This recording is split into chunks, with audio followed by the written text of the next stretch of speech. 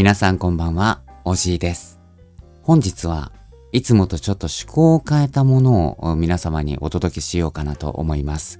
以前ですね、X の方で、読ませていただける台本、もしくは小説など、ありましたらぜひお声掛けくださいということで募集させていただいたんですけども、その時に青色猫様がですね、ご快諾いただきましたので、そちらを、数点読ませていただこうかなと思います。本来なら、一作品を読ませていただこうと思っていたんですけども、いくつかね、僕の癖に刺さるものがたくさんありまして、その中からよりすぐり、4つほどかな、読ませていただこうかなと思っております。ぜひ皆様最後までお楽しみくださいませ。気づき、青色猫。ただ無心にまっすぐ前を見ていた。ひたすらに前だけを見て歩いていたら、ここにたどり着いていた。私はただ幸せになりたかった。具体的にどうなったら幸せなのか、その説明はできないのに。夢に向かってひたむきに励む姿は美しいと思う。だが、それをずっと続けて、いつまでも現状に満足できず、貪欲に自分の幸せだけを追い求め続ける。その姿を私は醜いと感じる。人からどう見られようが関係ない。確かにそれはそうだ。しかし、呆れられ、哀れみの視線を向けられながら掴む幸せは、果たして本当に幸せと言えるだろうか。それはただ、自らの欲を満たしたいだけの単なる自慰行為に他ならない。続けることは、むしろ美しいことのはずなのに、この気持ち悪さは、一体何なのだろうか。私はふと、たどり着いたこの場所をしっかりと見たいと思った。立ち止まり、視線を落とし、周りを見渡してみる。私の目に映るのは、あたり一面に生い茂る目の覚めるようなみずみずしい緑。そして足元には鮮やかな色とりどりの花。心地よい風が頬を撫でる。私の周りは季節を感じる穏やかな香りで満たされていた。一体いつの間に。歩き始めた時は何もなかったはずだ。私は愕然とした。歩いてきた過程で私自身が無意識に巻き続けてきた無数の種が実を結び、すでに私の歩く道は鮮やかに彩られていた。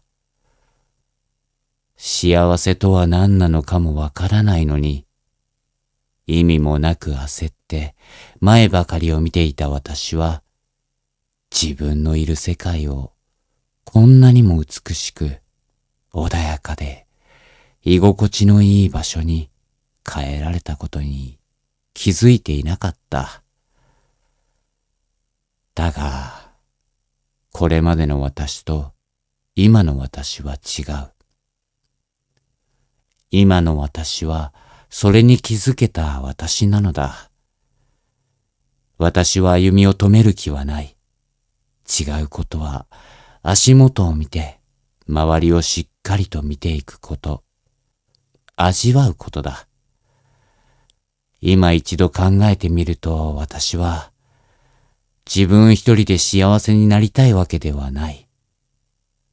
関わってきたたくさんの大切な人たちの人生も、また、私にとって大切なものであり、恵まれたものであったらいいと思う。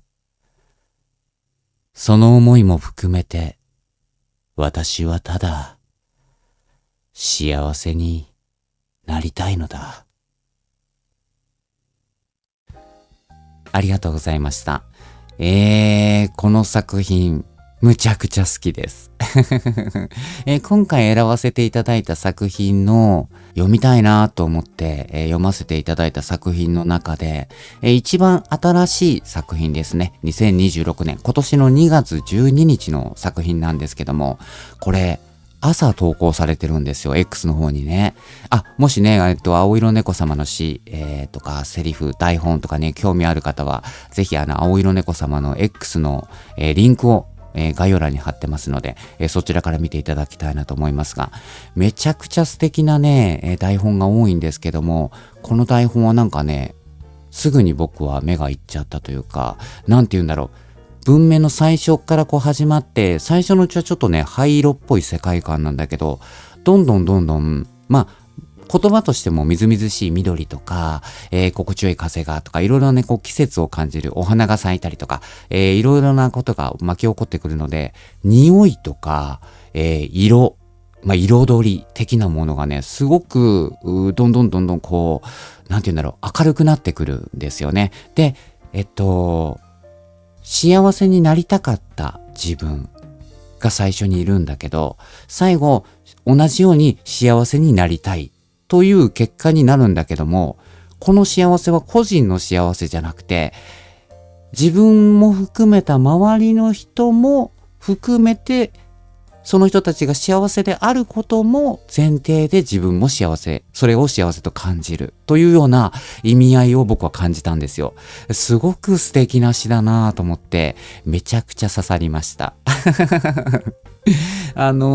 今回読ませていただく作品、全作品通してなんですけども、なんか僕それいうの考えたことあるとか感じたことがあるっていう言葉がね、すごく多くて、読んでてね、すごく楽しかったです。じゃあ次の作品行きましょう。仮面、青色猫。顔面に笑顔を貼り付けて、私は日々を過ごす。このようなことを続け、どれほどの月日が経ったろうか。仮面を貼り付けることに大きな意味はない。ただ、この不快感を周りに悟らせることの方が、私にとってよほど面倒なのだ。人に頼ったところで、人に当たったところで、人に求めたところで、何かが変わるわけでもなく、心が晴れるわけでもない。人との関わりから生まれるものに、私は価値を見出せない。ただなんとなく一点を見つめ、私は佇む。ここは終わりに向かって時間が流れていくだけの空虚な空間である。私に深い考えなどない。一生懸命に生きるふり、思慮深いふり、人を思いやり尽力するふり、共に迷い、悲しみ、喜びを分かち合うふり、安っぽい正義感に人は簡単に騙されて、涙を流してありがたがる。ああ、かわいそうにと、軽蔑し、舌を出して、あざけ笑う私の本心も知らぬままに。知らぬまま生きられれば、その安っぽい心は、平穏無事で幸せなのだろう。なんとおめでたいことか。所詮、人同士の関わりなど、安っぽいものの上に、成り立っているのだ。ただ思うのは、自分もそれと大した変わりはないということだ。分かったようなことをのたもうたところで、何一つ掴んではいないのだ。軽蔑し、あざけ笑う対象と同じように、私もまた安っぽい仮面をつけた安っぽい人間なのだ。この空虚な空間から抜け出して何かをつかみたいという気持ちは私にはない。抜け出したところでその先で待っているのもまた嘘にまみれた虚構の世界に決まっているのだ。私はこの空虚な空間でこれまで通り顔面に嘘の笑顔を貼り付けて生きてゆく。嘘の笑顔でも貼り付け続けていくことで自分が納得できるほんの少しの何かを見つけることができるかもしれないと、見つけられたら何かが変わるかもしれないと、そんなことを思ってしまう。私自身もまた自分の嘲笑の対象に他ならない。私こそがいかにも安っぽい人間なのだ。ありがとうございます。さっきと真逆。いや、真逆ってこともないんですけども、自虐的な感じのお話でしたよね。これね、めちゃくちゃ響いた。響いたし、これ響く方多いんじゃないですか？なんていうのかな。自分に嘘をつくというか、本当はそう思ってないものを仮面をつけて、ごまかしてね、生きていくというような。で、何よりもね、この、台本の一番最初、一発目、顔面って言葉を使ったのが僕はね、一番鳥肌が立ちました。顔面ってすごく強い言葉なんですけども、多分字面とか、字面は綺麗かな。ただ言葉として顔面って最初に来るのってなかなか、選ばないと思うんですよ。でも、その分やっぱインパクトがあるというか、いや、すげえなって思いました。で、このお話ね、読んでるうちに、もしかして、芥川龍之介さんとか、太宰治さんとか、好きなのかなって思いました。なんて言うんだろう、令和的なね、なんて言うんだろうかな。自分がこう思った、こうなった、こうなった、こうなった、こうなったっていうような表現を3つ4つ、出すんですよ。全部救われない言葉だったり、救われる言葉だったりなんだけど、4つ5つをね、繰り返す言葉が多かったりするんですよ。それがね、すごく、太宰治さんとかを読んでる時の感覚に近いなって思いました。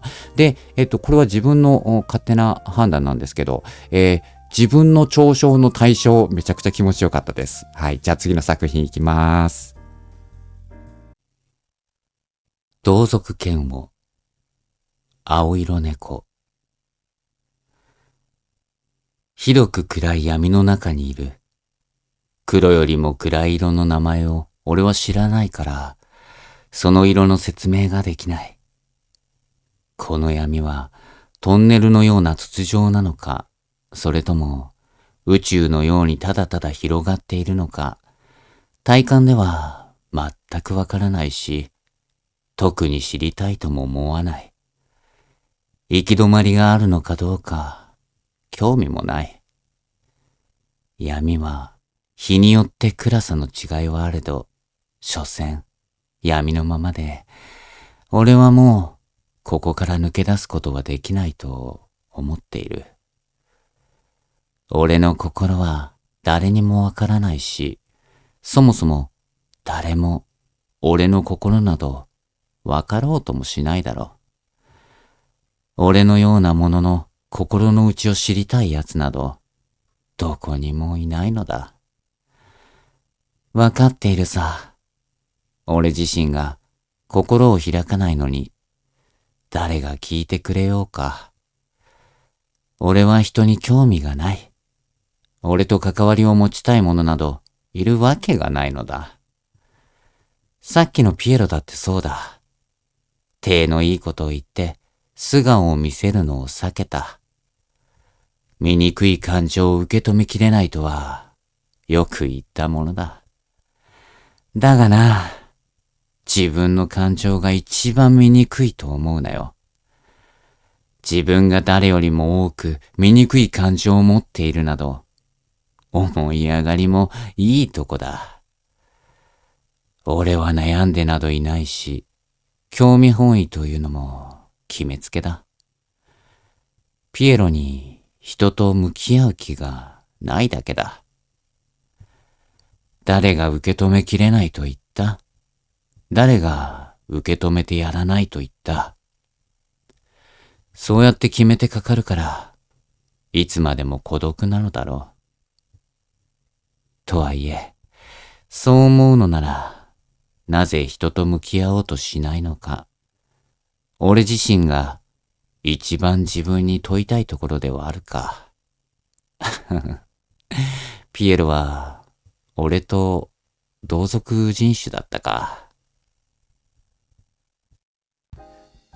ありがとうございます。こちらの作品はですね、京様という方の台本のスピンオフ作品らしいですね。うん。ピエロと対峙した側の人物のイライラ悶々うずうずとした感情を、書かれたそうです。ピエロね。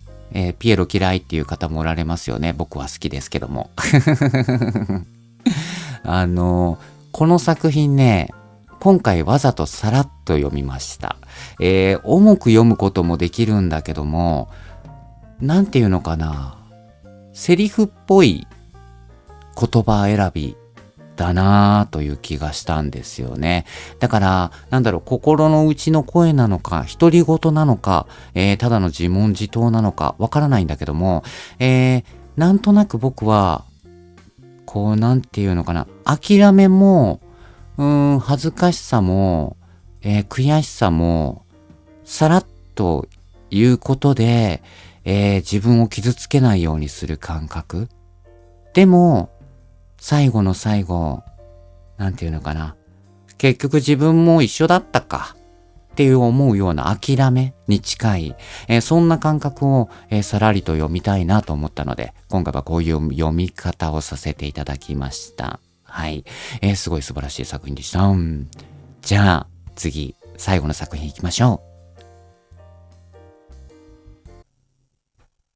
私の心を駆り立てるもの。青色猫。私はおそらく死んだのだろう。目が痛くなるほど眩しい何かが私に向かってものすごい速さで飛んできたような。記憶なのか夢なのかわからない中の出来事だ。死ぬ。とっさに強く目をつぶり、目を開けたら、ここに立っていた。ちょうどよかった。自分で自分の存在を消す勇気が、なかなか持てなかったから。生き恥なんだそうだ。生きているだけで迷惑なんだそうだ。私という存在はいるだけで気味が悪いのだそうだ。だが好都合だ。ここに私を知る者はいない。私が存在するだけで迷惑をかぶる者はいないのだ。暗く湿ったこの街は私にとってきっと生きやすい。この街には私の知的好奇心をくすぐるものがたくさんある。これまで生きてきた世界にはいなかった生物だ。動物のような見た目をしていて、人と同じように働き、会話をし、生活している。一見して人のように見えるものも、もしかしたら人ではないのかもしれない。ああ、知りたい、知りたい。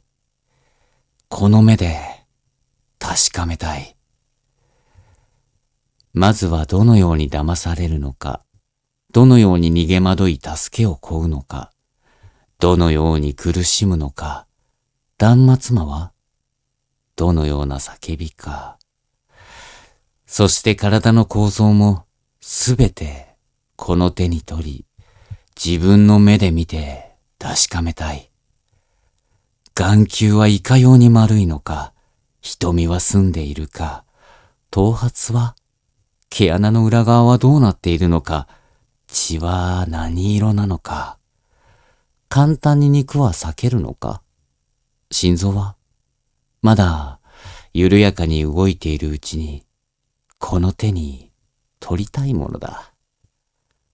その他の臓器は、骨は、未知のものを想像し、それについて知りたいという知識欲を持つことや、探求心、ワクワク感、そして興奮。そういった気持ちを持つことは素敵なことだと、幼い頃から言われてきた。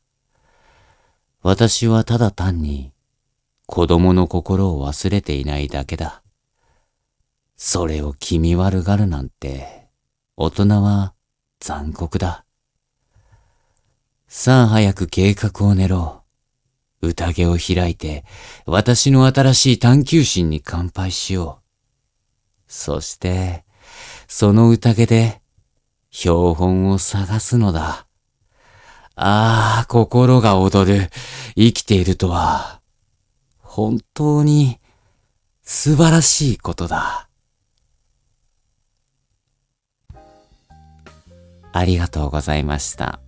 イカれてます。